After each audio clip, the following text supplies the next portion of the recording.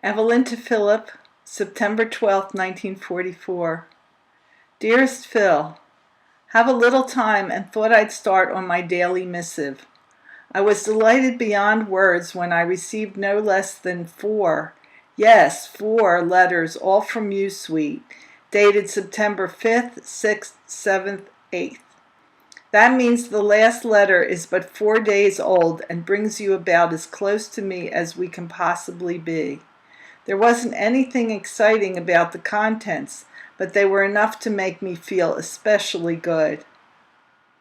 Here I am back home, sweet, and with a bit of interesting news. This evening, shortly after supper, I was called to the phone. It was none other than Clara Wagner of S&D, Sharp and Dome, inquiring after you. She wanted your correct address, as S&D planned to send packages to all the boys as last year. During the course of our conversation, I learned that she is Molly Reisner's sister-in-law, and we were both surprised. Clara said that she was going to kid everyone in the place and tell them that you and her were related, since we know the Reisners so well. I asked her to dinner, and she will be up some night in the near future. I also asked her whether or not she could obtain the Combivita pills for me, and she said she would.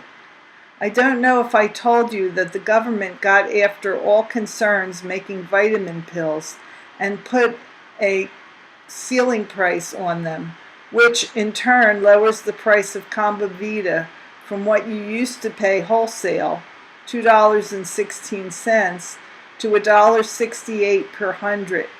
She advised me to get a bottle of 500, but I told her I wanted to try them first and then would buy the bottle of 500. She also told me that S&D have a new system. They no longer deduct from the employee's pay for merchandise purchased. They have a store on the premises for employees only. This same bottle of 100 Combivita pills costs $3.33 in the drugstores. I also heard that Carl Furr is in New York on furlough from North Africa. Ethel and Al were in New York to visit his mom's grave, and that's how I know about it. I learned that Ruth didn't mail off that letter she wrote you describing the things she bought Adele, as someone spilled ink all over it. So, honey, I shall describe them here and now. Number 1, a pair of good Dubonnet corduroy jodhpurs that set her back exactly $3.69 that fit to perfection. Number 2, a dark powder blue jersey with long sleeves and 2 white buttons on the left shoulder. The round neck fits closely as only the better jerseys do, and no wonder. It cost her $1.29. It also has 2 little white Scotty dogs on the chest. Number 3, a lovely white blouse that would have cost $2.98, but she got it through the people she was with for $2.45. It has a square neck of Grecian lace, white, and 6 pleats down the front. The sleeves are very puffy, and there is a narrow belt that tie around the waist to keep the blouse in place. It will be positively adorable with the cotton plaid skirt Mrs. Bader made for her. Page 2. Number 4, a 2-way doll of rag. One side, a colored doll, wearing an Aunt Jemima hat piece and a red print dress of the same material. The other side, a demure white doll wearing a blue print bonnet tied with red ribbon and a blue print dress. Number 5, a sweet-smelling cake of Castile soap shaped as a fish that I particularly like the odor of. It's been raining all day long and looks very much like it's going to keep up all week. By the way, there is a part of one of your letters I wish to take exception with. Just because I wrote that Dolly gets $90 a month from Gotham is no reflection on my outlook of finances. I didn't write anything about Billy because there isn't anything I could write about him. I asked about him several times and only learned that he had been stationed down south. I thought it mighty nice of Gotham to pay his wife that amount. When you consider that the government only pays a wife $80, it is something. And besides, they must think a hell of a lot of Bill to pay his wife that amount. I only wrote it because I thought it unusual for a company to pay a wife so much and didn't like the attitude you took. Next time I'll just keep my letter then much shorter and avoid such comments. Our next door neighbors moved in today, having had the house completely redone. They put in new fixtures all over the place and have a lovely crystal chandelier in the dining room.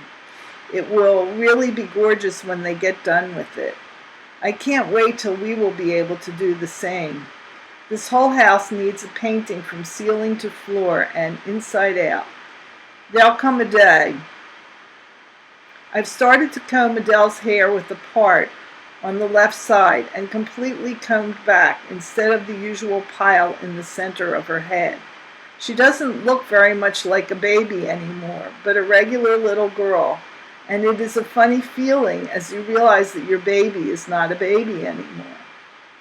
Adele has been sleeping fairly well of late, and usually, not always, sleeps till 7:15 or 7:30, which gives me a chance to sleep now and then. I find it difficult to get to bed much before 11, so I managed to get my 8 hours of shut-eye. And now, precious one, it is time to say good night once more. If only I could say it to you in bed after ... I've loved you. Ho, fooled you, didn't I? No, you were right, sweet, and I am always your Ev. P.S. Did you know that Clara was related to the Reisners? I think it's high time you sent off a letter to S&D, don't you? Philip to Evelyn, 12 September 1944. My darling, another very busy day for me. I started on the payroll first thing this morning, and by working steadily on it, managed to get it done by 6 o'clock when I went to supper. After supper, I challenged Sinaway to a game of ping pong. Before I was through, I had played Sinaway and beat him, Chumley, who beat me, and Lowry, who won 1 out of 4 games. Not a bad evening for yours very lovingly. I managed to work up a good sweat, and I figure it won't do me a bit of harm if I lose a couple of pounds by playing regularly. Now I'm all washed up. I washed myself, of course, and I'm all set to answer your last 3 emails. They are dated 1, 3, 4 September. On the 1st, you had not heard from me for 8 days. At least that's what you say. But checking back, I find that you were feeling unusually good because you had received 2 of my letters on the 28th. Tisk, tisk. Better learn to add or subtract or something. And no, I definitely am not in France. You sound mighty impatient, honey. Better calm down again, because it looks like it may be quite a while yet before our day. Then again, it may not be more than a few months yet. However, it may turn out sweet. Please keep your patience well in hand. Sooner or later, there'll come a day. Your puzzlement at the fact that Ed wrote once from hospital and then stopped writing is understandable, but you must know now the reason for it. Betsy hated to go back to base after his 10 days at home. You didn't write on the 2nd because you were depressed. That's a new reason for not writing. I must remember it. On the 3rd, you were still concerned because you hadn't received mail. You say Dot refused your invite to come out and sleep over because she didn't want to leave her mother alone. That beats me. How anyone can turn down an offer to sleep over with you is just beyond me, that's all. Wish you'd ask me sometime. Page 2. Lady, I'd not only sleep over, but under, side by side, and every other way I can think of. And I can think of plenty. Know what I mean? You do? Why, Evelyn. On the 4th, you informed me that your grandmother passed away. Guess I'm supposed to say something appropriately sympathetic, but I'm afraid the only sympathy I can offer you, dear, is that she wasn't the kind of person you would have wanted her to be. She did nothing in her lifetime to earn your love or respect, and her reward is that she died unlamented by anyone. Glad to learn that Mom was expected home on the 4th. Maybe she'll get off that letter she owes me now. That little incident you recount about Adele and Harry eat gives me an inkling of how fast my pumpkin is growing up and makes me realize just how much I am missing these days. What is wrong with Betty's brother? Isn't his name Abe? That he is being discharged on a CDD. In the next breath, you want to know if it is still far away. The it meaning, I assume, my homecoming. I wish I knew, honey, but I don't even have an idea on the subject. You see, so many things must come to pass before I can take it for granted that I am going home. However, I just can't feel too pessimistic about the prospects. The enemy seems to be failing rapidly on all fronts, and our boys over there are doing everything they can to hasten the process of dissolution. Everything depends on their success, sweet. And since they are staking their lives in the effort to end the war for all of us, I think it's very bad taste to chafe at the bit. At least we, who only wait, can do is wait as patiently and quietly as we are able, and to appreciate the efforts being made in our behalf. Don't forget for a minute, sweet, that many like me are dying so that others' dreams may come true.